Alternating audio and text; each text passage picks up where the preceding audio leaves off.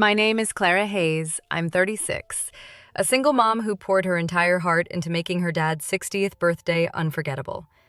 I had spent months preparing a photo album filled with old family pictures, handwritten notes, every moment carefully chosen to make him smile. Our suburban Cleveland home buzzed with laughter, filled with the warmth of family and friends. I held the gift tightly, my chest tight with excitement and fear, waiting for the moment Dad would open it in front of everyone. But just as I set the album down on the table, a loud ripping noise tore through the chatter. My heart dropped. I spun around and froze. My brother stood over a trash can, the album shredded at his feet. "Oops, just an accident," he sneered, his voice dripping with mockery. A few relatives burst out laughing. My mother rushed to defend him. "Oh, come on, don't make a fuss. He didn't mean it." I stood there, fists clenched, nails digging into my palms, my face burning hot. The room fell silent except for a few muffled snickers. Dad looked bewildered, hurt. Not a single person spoke up for me. I swallowed the lump in my throat, grabbed my bag, and walked out without a word.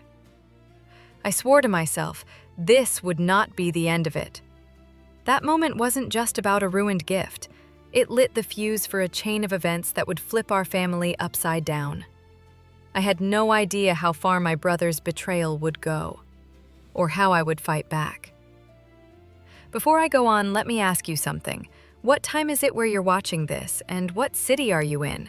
I'd love to know where in the world you're listening to my story from. To understand why everything fell apart, I need to take you back to my family. Growing up in Cleveland, Ohio, I always felt like I was playing second fiddle in the Hayes household. My parents, Richard and Evelyn, had a habit of showering praise on my brother, Daniel Hayes, for every deal he closed as a hotshot marketing executive. His name was always on their lips. "Daniel this, Daniel that," they'd say, talking about his latest campaign or some fancy client dinner, always stealing the spotlight at every family gathering. I told myself I didn't mind, or at least, I pretended I didn't. I was busy enough as a single mom, working long hours at the bank, building a life I could be proud of. But deep down, I wanted just one moment to shine, to show Dad that I could make him proud too. That moment was supposed to be his 60th birthday. I had spent months crafting that photo album, a tribute to his life. I searched attics and dusty boxes for old pictures. Dad as a young man, our childhood camping trips, Mom's old Polaroids. Each photo was a memory, lovingly glued onto thick pages with handwritten notes about the stories behind them. I spent over $300 on custom binding, archival paper, and a leather cover, pouring my soul into every detail. It wasn't just a gift. It was our family's history. Something meant to make Dad smile in a way I hadn't seen in years. The day of the party finally arrived. Our Cleveland home was alive with guests. Dad was in high spirits, laughing with old friends, his eyes crinkling the way they did when he was truly happy. Across the room, I noticed Daniel, his posture stiff, his smile forced. His fiancée, Mara Collins, stood nearby, chatting politely but glancing at him with concern. I should have known something was off, but I was too focused on the moment, on handing Dad that album, on seeing his reaction. I placed the album on the gift table, my fingers lingering on the smooth leather cover, imagining Dad flipping through it. Later, as guests toasted to Dad's milestone, laughter filled the room. I was mid-conversation with a cousin when a sharp, unmistakable sound cut through the noise, paper tearing like a knife through my chest. Fear and disbelief. My heart sank. I pushed through the crowd, eyes darting to the gift table. It was empty. I turned, searching, until I saw the trash can in the corner its lid slightly ajar. My legs moved before my mind caught up. There it was, my album. Its pages ripped, photos crumpled, the leather covers slashed. Ink from my notes smeared across torn memories. My throat tightened. A wave of betrayal crashed over me. And then, I saw him. Daniel, leaning against the wall, eyes cold, a faint smirk tugging at his lips. He didn't say a word, but his expression said everything. I wanted to scream, to demand why, but Dad's laughter echoed nearby and the sound froze me in place. I couldn't ruin his day. Not like this. I stood there, staring at the wreckage of my gift, my hands trembling. This wasn't just about an album. It was about Daniel's need to tear me down, to keep me in his shadow. I didn't know it then, but that moment was the spark that would unravel everything, exposing truths our family had ignored for far too long. Right there at the party, I knew I had to confront him. My pulse was racing, the torn pages of my album burning in my mind. I pushed through the crowd, my eyes locked on Daniel as he lounged against the wall, casually sipping a drink like nothing had happened. "Daniel," I said, my voice low but sharp. "Why did you destroy my gift?" He didn't even flinch. A slow, mocking grin spread across his face. "Oh, that old thing? Just an accident," he said, his tone dripping with smugness. No apology, no remorse, just that infuriating smirk, daring me to push further. I stood there, fists balled so tight my nails bit into my skin, wanting to shout to make him admit what he'd done. But the hum of conversation, Dad's laughter nearby, it all held me back. I wasn't going to let Daniel turn this into a spectacle. I grabbed my coat and slipped out the front door, my breath shaky in the cool Cleveland night. I needed to get away, to cool off, before I said something I couldn't take back. But I couldn't stop replaying the image of those crumpled photos, my handwritten notes smeared with ink. I'd poured my heart into that gift, and Daniel had treated it like garbage. Worse, he'd enjoyed it. I drove home, knuckles white against the steering wheel, his smirk echoing in my mind. How could my own brother do this? What had I ever done to deserve it? Later that evening, my best friend, Lena Moore, showed up at my doorstep. She'd been at the party. She'd seen me leave. "Clara, what happened back there?" she asked, her voice soft but urgent. I let it all spill out. The album, Daniel's sneer, the way he brushed it off like it was nothing. Lena sat beside me on the couch, her presence steadying me as I vented all the anger and hurt I'd been holding in. "He's always been like this," I said, my voice cracking. "Always needing to be the center of attention, always putting me down." Lena nodded, her eyes full of understanding. "You don't deserve this," she said firmly. "You put so much love into that gift, and he stomped all over it." Her words didn't erase the pain, but they helped me breathe, helped me feel grounded when I was falling apart. I thought the worst was over. Then my phone buzzed. A text from Daniel. My stomach twisted as I opened it. "Nice try with that scrapbook, sis. Too bad it ended up where it belongs." A winking emoji followed. I stared at the screen, my blood boiling. He wasn't just cruel, he was enjoying it. I wanted to fire back, to tell him exactly what I thought of him, but I stopped myself. Replying would only give him what he wanted, a reaction, a fight. Instead, I tossed my phone onto the couch, my hands shaking with rage. Lena saw my face, picked up the phone, and her jaw dropped as she read the message. "He's unbelievable," she muttered. "Clara, you can't let him get away with this." She was right. Inner resolve growing stronger. Daniel's text wasn't just a taunt. It was a challenge. A reminder that he thought he could walk all over me and get away with it. I'd spent years brushing off his jabs, telling myself, That's just how he is. But this was different. This wasn't just about a ruined gift. It was about him trying to erase me, to make sure I stayed small. I paced the living room, Lena watching quietly, giving me space to think. I'm not going to let him win, I said finally, my voice steady for the first time that night. Not this time. When Lena left, promising to check in tomorrow, I sat alone staring at the ceiling. Daniel's actions weren't random. They were a pattern, a way to keep me under his thumb.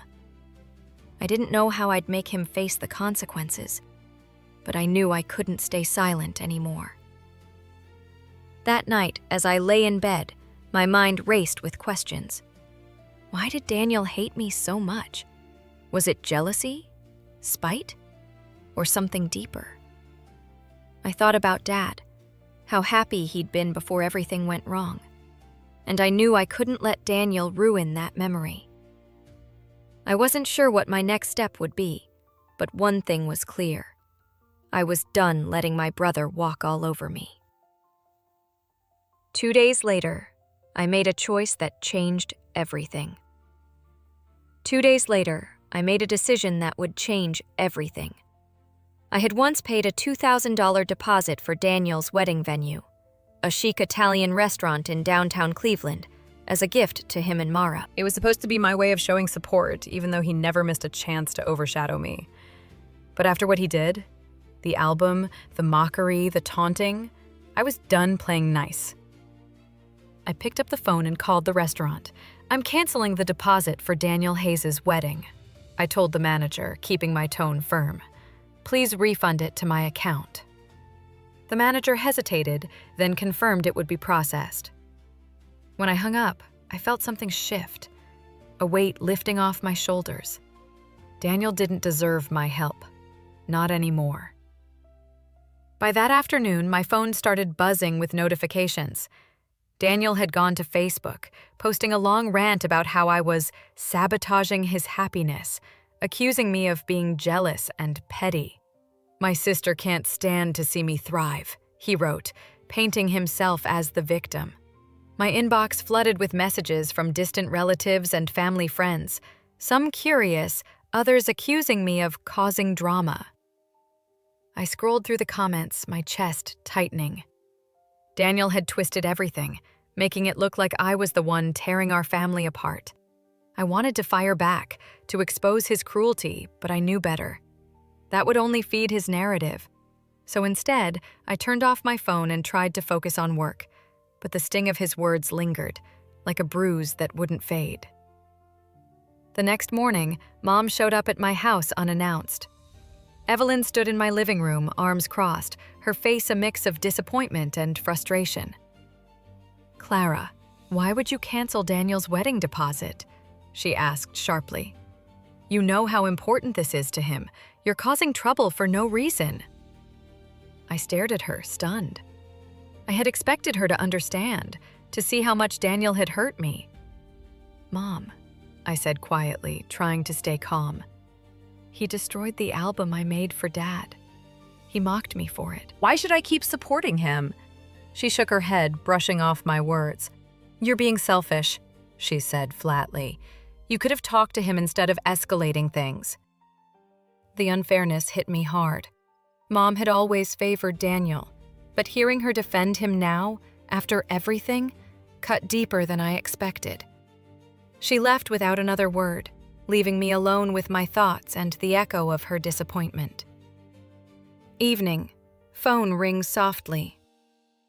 That evening, my phone rang again. It was Mara.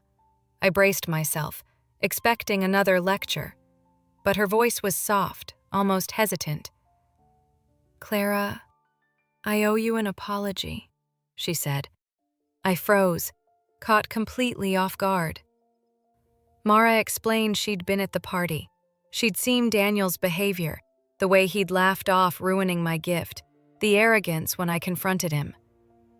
I thought I knew him, she said quietly, her voice heavy with regret. But that night, and everything since, has shown me who he really is. He's so selfish, so full of himself. I'm sorry I didn't speak up sooner. I sat down, heart racing. Her words felt like a lifeline, validation for everything I'd been feeling. You don't have to apologize, I told her softly. I'm just glad you see him for who he is. She sighed, promising to call again soon. That call shifted something inside me. For the first time in days, I didn't feel completely alone. Daniel's actions weren't just hurting me. They were starting to unravel his life too. I didn't know what Mara would do next, but her honesty gave me a spark of hope. I wasn't going to let Daniel's lies or Mom's accusations break me.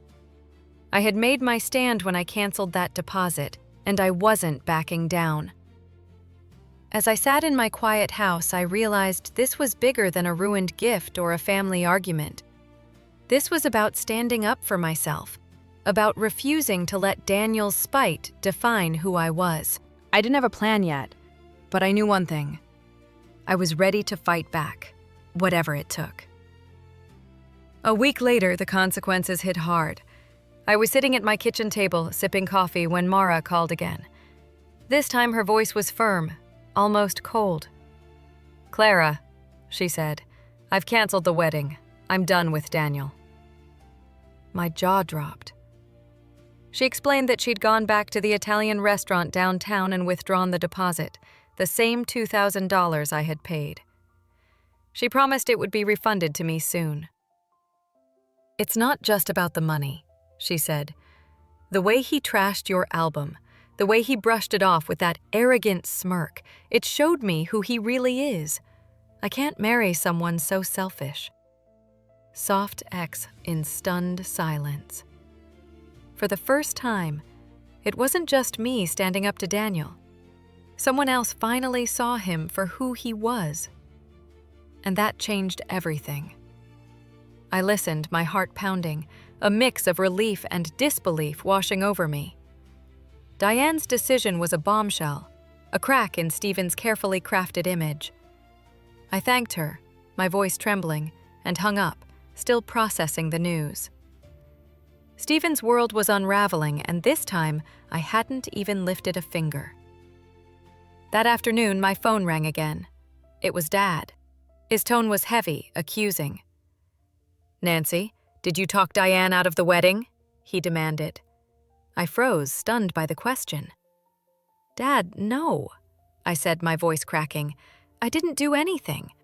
Diane saw Stephen's true colors herself." But he wasn't convinced. "You canceled that deposit and now the wedding's off," he snapped. "You've gone too far this time." My chest tightened, his words cutting deeper than Mom's ever had. I tried to explain about the album, Stephen's cruelty, Diane's call, but Dad interrupted, insisting I was just stirring up trouble.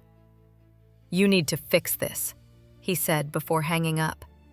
I sat there, staring at my phone, feeling like the ground had just vanished beneath me. My own father thought I was the villain, and Stephen was getting away with everything. I couldn't let it continue. Stephen's lies on Facebook were still spreading, painting me as the jealous sister out to ruin his life. I needed help to shut it down. That's when I reached out to Cynthia Burke, a lawyer recommended by a coworker. I met her at her office in downtown Cleveland, a no-nonsense woman with sharp eyes and a calm, measured voice. I laid out everything: Stephen's destruction of my gift, his mocking texts, his public rants. Cynthia listened carefully, jotting down notes, her expression unreadable. "This isn't just about rumors," she said when I finished. "It's defamation. We can send a cease and desist letter to make him stop." I nodded, feeling a flicker of control for the first time in weeks. "Do it," I said firmly. "I want him to know I'm not backing down." As we dug deeper, Cynthia dropped another bombshell. She'd done some research and discovered Stephen's long history of selfish, manipulative behavior. Stories from old coworkers about him taking credit for their work, even a college friend who'd cut ties after a betrayal. "Diane called me yesterday," Cynthia added. She's completely done with him. Apparently, after the party, he bragged about how he handled you. That was the final straw.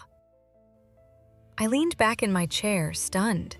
Stephen's arrogance wasn't just hurting me anymore. It had cost him his fiancée, his reputation, everything.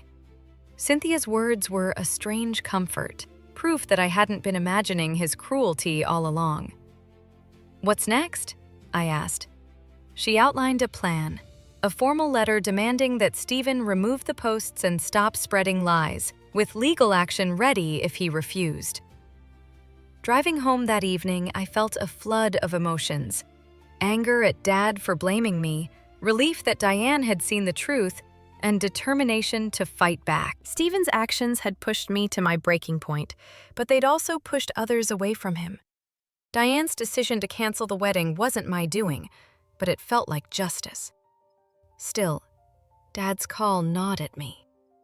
I wanted him to understand, to see Stephen for who he truly was, but I didn't know how to make that happen without breaking him more. For now, I had Cynthia in my corner, and that was enough to keep me steady. Stephen had crossed a line, and I was ready to draw one of my own, no matter what it took. A month later, I wanted to give Dad something meaningful. The sting of Stephen's betrayal and Dad's accusations still lingered, but I refused to let those moments define us. I decided to restore the photo album I'd made for his 60th birthday, the one Stephen had destroyed. The torn pages and crumpled photos were painful reminders of that night, but I spent weeks carefully reprinting the pictures, taping torn edges and rewriting captions. The leather cover was beyond repair, so I chose a simple new binding, focusing on the memories inside. I wanted to honor Dad, to show him that our family's history meant more than one cruel act. My plan was to host a small photo exhibition at Cuyahoga Valley National Park, a place Dad loved for its quiet trails and open air. It felt right to share those memories somewhere he found peace. I couldn't do it alone, so I called Caroline. She jumped in without hesitation, taking charge of the logistics, booking the park's community center, arranging tables, and printing large-format photos for display. "This is going to be perfect for your dad," she said, her voice full of enthusiasm as we sorted through images at my kitchen table. Caroline kept everything running smoothly, coordinating with park staff and setting up a clean, simple layout for the exhibit. Her organizational skills were exactly what I needed: steady, focused, and grounded. She didn't pry into my emotions or offer advice this time. She just worked, quietly keeping my vision on track. We stayed up late for days, ensuring every photo told a story. Dad's old fishing trips, our childhood summers, Mom and Dad's wedding day. Each one felt like a small step toward healing. When the day of the exhibition finally arrived, I stood at the entrance of the community center, my heart pounding as guests began to trickle in. Family, friends, neighbors, even a few of Dad's old colleagues. I'd invited Mom and Dad, but they hadn't responded, so I wasn't sure if they'd come. The room filled with a soft hum of conversation as people wandered between the displays, smiling and sharing stories. Then my phone buzzed with a text. It was Diane. "Nancy, this is beautiful. I'm so impressed by what you've done for your dad. Thank you for reminding me what family can be." Her words hit me hard, a quiet nod to the bond we'd built through Stephen's chaos. I typed a quick reply, my chest warm with gratitude. Diane's support meant more than I could ever say. She'd seen the worst of my brother and still chosen kindness. Halfway through the event, the door opened, and there was Dad. His face was unreadable. Mom walked beside him, her expression softer than it had been the last time we spoke.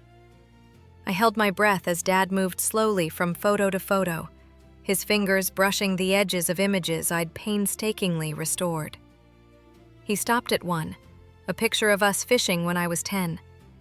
His smile in that photo was wide and unguarded, and seeing it again made my throat tighten. When he reached the end of the display, he turned toward me, eyes misty. "Nancy," he said quietly, his voice low and rough. "I was wrong. I shouldn't have blamed you for what happened with Stephen." He paused, swallowing hard. This means everything to me. I'm so sorry." I stepped forward, wrapping my arms around him as tears stung my eyes. "It's okay, Dad," I whispered. "I just wanted you to have this." We stood there, holding on to each other, the weight of the past few weeks lifting just a little. Mom joined us, resting her hand on my shoulder, a silent acknowledgement of her own regret.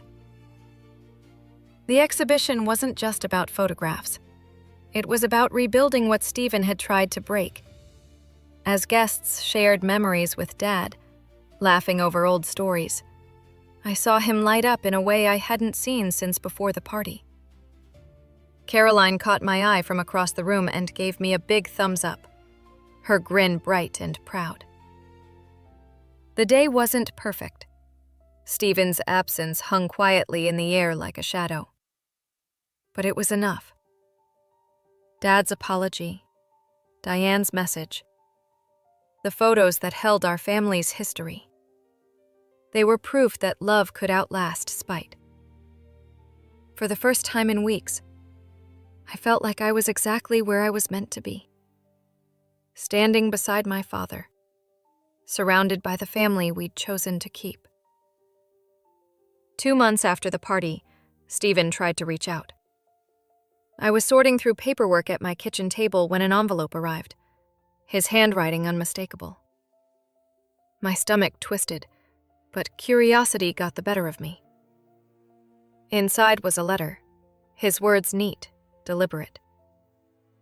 "Nancy, I owe you an apology. I was jealous of your independence, of the way your friends and coworkers respect you. It got under my skin. I shouldn't have destroyed your gift. I'm sorry." I read it twice, searching for sincerity. But all I could see was his smirk from that night. The way he'd called it an accident without a shred of remorse. The letter felt like a performance, a last-ditch attempt to save face after everything had fallen apart. I folded it neatly, my hand steady, and set it aside. I wasn't ready to forgive, not after everything he'd done. Right then and there, I decided to cut contact for good, to protect the boundaries I'd fought so hard to build. It wasn't easy, but it was right. Stephen's jealousy had driven a wedge between us long before that party. And his letter only confirmed what I'd always suspected. He'd resented me for years. Not for anything I'd done, but for who I was. I didn't owe him a response, or a second chance. I tucked the letter into a drawer, a quiet reminder of why I needed to stay firm. My focus was on moving forward, not reopening old wounds. I'd spent too long letting his actions weigh me down, and I wasn't going back to that. A few days later, Mom came over, her face softer than I'd seen in months. Frances sat across from me at the dining table, her hands fidgeting with a coffee mug. "Nancy," she said quietly, "I've been wrong about a lot of things." Her voice wavered as she admitted that she'd favored Stephen, always praising his career while overlooking my efforts. "I saw him as the one who needed lifting up," she confessed, "but I didn't see how it hurt you. I'm going to do better." Her words caught me off guard, stirring a mix of relief and pain. I'd waited years to hear her say that, but it still ached to know how long it had taken. "Mom," I said, reaching for her hand, "I just want us to be honest with each other." She nodded, her eyes misty, promising to try. It wasn't a full fix, but it was a start, a crack in the wall we'd built between us. Then came news from Cynthia. I met her at her office, the same one where we'd first planned to tackle Stephen's lies. She leaned back in her chair, a faint smile on her face. "It's done," she said. "Stephen's taken down the posts. He's been warned about further consequences." Her cease and desist letter had worked. Stephen had backed off, no longer spreading rumors about me online. Cynthia's efficiency was a lifeline, proof that standing up to him had been worth it. "You've got a strong case if he tries anything else," she added, her tone calm and confident. I thanked her, feeling a weight lift. The rumors that had haunted me, the ones that called me jealous, petty, were finally gone. It wasn't just about silencing the lies. It was about reclaiming my voice, my truth. As I drove home from Cynthia's office, a strange calm settled over me. Stephen's letter, Mom's confession, Cynthia's victory. They were all pieces of a puzzle I'd been trying to solve for months. I'd spent so long fighting to be seen, to prove I wasn't the villain Stephen made me out to be. Now, with Mom's promise and the rumors gone, I could finally breathe. Cutting Stephen out wasn't about revenge. It was about choosing myself, protecting the life I'd built. I thought of Dad's apology at the exhibition, Diane's kind words, Caroline's unwavering support. They were my family now, the ones who showed up when it mattered. Stephen's absence left a hole, yes, but it was one I could live with. For the first time, I felt free, not just from his shadow, but from the need to prove I was enough. By summer, I understood what family really meant. Dad and I had found our way back to each other, our bond stronger after the exhibition. We spent weekends together, sharing coffee and old stories, his laughter slowly filling the gaps left by months of tension. He tried to bridge the divide with Stephen once, even suggesting a family meeting, but I held firm. "Dad," I said gently, "I'm done with him." Stephen's letter, his half-hearted apology, none of it changed what he'd done. His jealousy had torn us apart, and I wasn't opening that door again. I'd also stepped back from Mom. Despite her promise to change, years of favoritism had left scars too deep for quick repair. I needed space, and I wasn't ready to let her back in fully. Word eventually reached me that Stephen had left Cleveland, moved out west, chasing a fresh start, but his reputation had already crumbled. Friends distanced themselves after Diane's decision, and his coworkers whispered about his selfish streak. The life he'd built on charm and bravado had fallen apart, his actions catching up to him at last. I didn't feel triumph, only quiet relief that he was gone. His absence meant I could finally live without looking over my shoulder, without waiting for the next jab or lie to unravel my peace. One afternoon, Cynthia called with an update. "Stephen's under a legal microscope now," she said, her voice crisp. She'd secured a formal agreement, ensuring he couldn't spread another rumor or drag my name through the mud. "If he tries anything, we've got him," she added, steady and sure. Cynthia's work had been a shield, protecting me when I felt most exposed. Knowing Stephen's lies were legally silenced gave me a closure I hadn't realized I still needed. I thanked her, my gratitude deeper than words could convey. Looking back, I finally saw the truth about family. It's not about blood or shared history. It's about respect. It's about the people who lift you up instead of tearing you down. Dad, Caroline, Diane, Cynthia, they'd shown me what that truly meant. They stood by me when it mattered most. Stephen's selfishness had cost him everything. His fiancé, his family, his place in our world. His story became a warning. Actions have consequences, and cruelty leaves you alone. I've learned to choose who I let in, to guard my heart without closing it off. My life is fuller now, not because of who I've cut out, but because of who I've kept close. Thank you for listening to my story. Share your thoughts below. What would you do in my place?